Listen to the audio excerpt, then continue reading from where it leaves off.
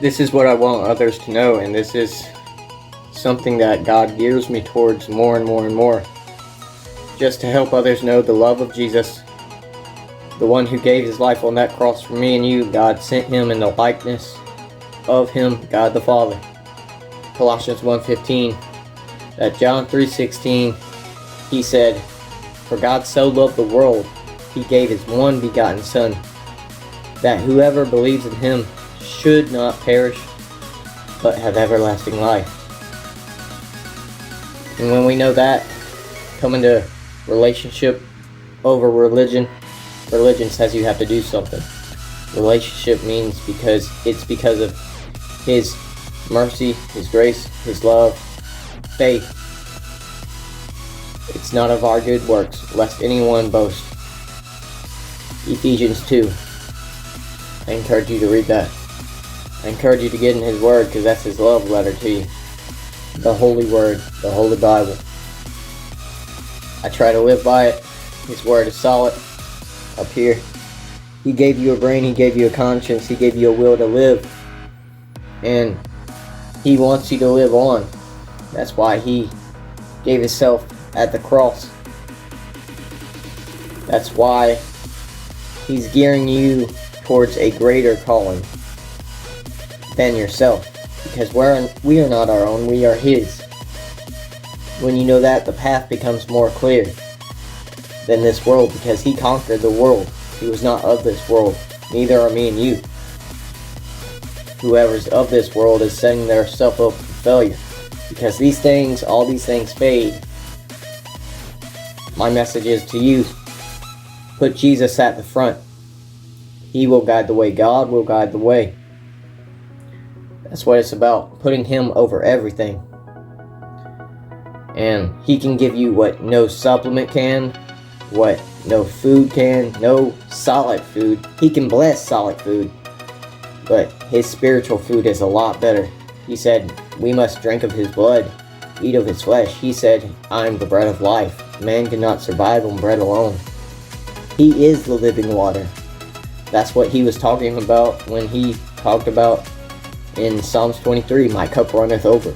He was talking about us drinking his blood, taking in his blood in our veins. He is the true strength. And when Jesus carried that cross up on that mountain, he was carrying all of our sins. He was carrying the weight of our flesh, and he conquered it because he followed God the Father, who sent him in the likeness of him the Father. He gave his Son as a proposition in our place where we should have been.